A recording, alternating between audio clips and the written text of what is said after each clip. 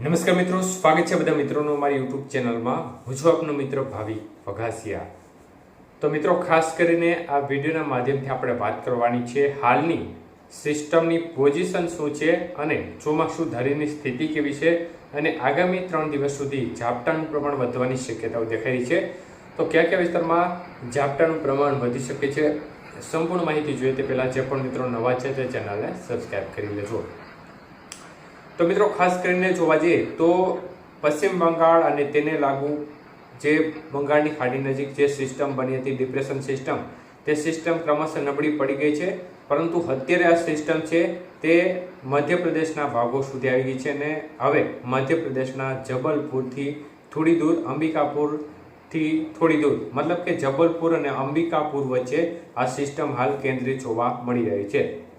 તો મિત્રો, સિસ્ટમ મધ્યપ્રદેશ સુધી તો ચોક્કસપણે આવી છે, પરંતુ ત્યાંથી હવે તેને આગળ વધવા માટે સૂકા પવનો છે તે અવરોધ ઊભો કરે છે. એટલે સિસ્ટમને હવે આગળ વધવા માટેની શક્યતાઓ ઓછી દેખાઈ રહી છે. પરંતુ તો પણ ખાસ કરીને સિસ્ટમના અમુક ભેજયુક્ત પવનો છે તે ખાસ કરીને ગુજરાતના ભાગોમાંથી પસાર થઈ શકે છે, જેમાં ખાસ કરીને પૂર્વ ગુજરાત અને દક્ષિણ ગુજરાતના ભાગો છે બોર્ડર કાંઠાના, તેમાં થોડા પવનો આગામી 1-2 દિવસની અંદર થોડા વધી શકે છે.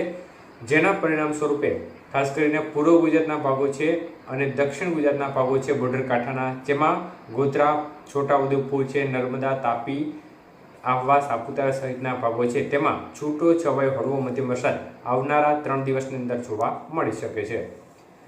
તો અન્ય ભાગોની વાત કરીએ તો ચોમાસું ધરી છે તે પણ અત્યારે પોતાની નોર્મલ પોઝિશનથી વધુ ઉત્તરમાં ચાલી ગઈ છે. એના પરિણામ સ્વરૂપે અત્યારે સૂકા પવનો પણ જોરદાર ફૂંકાઈ રહ્યા છે. એટલે સિસ્ટમને ગુજરાત નજીક આવવાની શક્યતાઓ જણાતી નથી. પરંતુ ખાસ કરીને ઝાપટાનું પ્રમાણ છે તેમાં વધારો થવાની શક્યતાઓ દેખાઈ રહી છે આવતી 22 તારીખ સુધી, મતલબ કે આજે એટલે કે 20, 21 અને 22 તારીખ દરમિયાન ઝાપટાનું પ્રમાણ છે તેમાં સારો વધારો જોવા મળશે. અનેક વિસ્તારમાં સારા વરસાદી ઝાપટા જોવા મળશે, જેમાં સૌરાષ્ટ્રના ભાગોમાં ખાસ કરીને વાત કરીએ તો દ્વારકા, પોરબંદર જિલ્લો છે, જુનાગઢ જિલ્લો છે, ગીર સોમનાથ, અમરેલી, ભાવનગર, જામનગર, મોરબી સહિતના વિસ્તારો છે તેમાં ઝાપટાનું પ્રમાણ થોડું વધુ જોવા મળી શકે છે અન્ય ભાગો કરતાં. જ્યારે દક્ષિણ ગુજરાતના ભાગોમાં છૂટો છવાયો હળવો મધ્યમ વરસાદ ક્યાંક વિસ્તારમાં જોવા મળી શકે છે. બાકી ઝાપટાનું પ્રમાણ જે ગુજરાતના તમામ ભાગો છે તેના કરતાં દક્ષિણ ગુજરાતના ભાગોમાં વધુ રહેશે અને ભરૂચ, સુરત, વાપી, વલસાડ, દમણ, દાદરા નગર હવેલી, તાપી, નર્મદા, ડાંગ સહિતના વિસ્તારોમાં છૂટાછવાયા ઝાપટાનું પ્રમાણ જોવા મળશે અને અમુક વિસ્તારમાં હળવો મધ્યમ વરસાદ પણ આવનારા 2-3 દિવસની અંદર જોવા મળી શકે છે.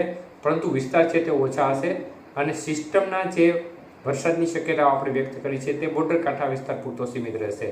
મધ્ય પૂર્વ ગુજરાતના ભાગોમાં પણ છૂટાછવાયા ઝાપટા પડશે, પરંતુ પૂર્વ ગુજરાતના MP બોર્ડર કાંઠાના વિસ્તારમાં થોડું પ્રમાણ વધુ રહી શકે છે. ઉત્તર ગુજરાતના ભાગોમાં પણ ખાસ કરીને બોર્ડર કાંઠાના ભાગ છે તેમજ ઝાપટાનું પ્રમાણ વધુ રહેશે. બાકીના ભાગોમાં ઝાપટાનું પ્રમાણ ઓછું રહેશે. કચ્છના ભાગોમાં પણ દરિયાઈ કાંઠાને મતલબ કે અરબી સમુદ્રને લાગુ જે કાંઠા વિસ્તાર છે તે વિસ્તારમાં ઝાપટાનું પ્રમાણ વધુ રહેશે. અન્ય ભાગોમાં ઝાપટાનું પ્રમાણ ઓછું રહેશે. તો 20, 21 અને 22 તારીખ દરમિયાન ઝાપટાની પરિસ્થિતિ છે તેમાં થોડો સુધારો જોવા મળી શકે છે અને છૂટાછવાયા ઝાપટાની પરિસ્થિતિ છે તે વધી શકે છે. ઝાપટાનું પ્રમાણ થોડું વધી શકે છે. તો મિત્રો, ખાસ કરીને હજી કોઈ મોટા વરસાદની શક્યતાઓ 25 તારીખ સુધી સૌરાષ્ટ્ર કચ્છના ભાગોમાં દેખાતી નથી. એટલે જે પણ મિત્રોને પિયતની જરૂર હોય તે ચોક્કસપણે પિયતની સગવડ હોય તો આપી શકે છે. બાકી ઝાપટારૂપી વરસાદની શક્યતાઓ આપણે વ્યક્ત કરી છે તે મુજબ અત્યારે દેખાઈ રહી છે.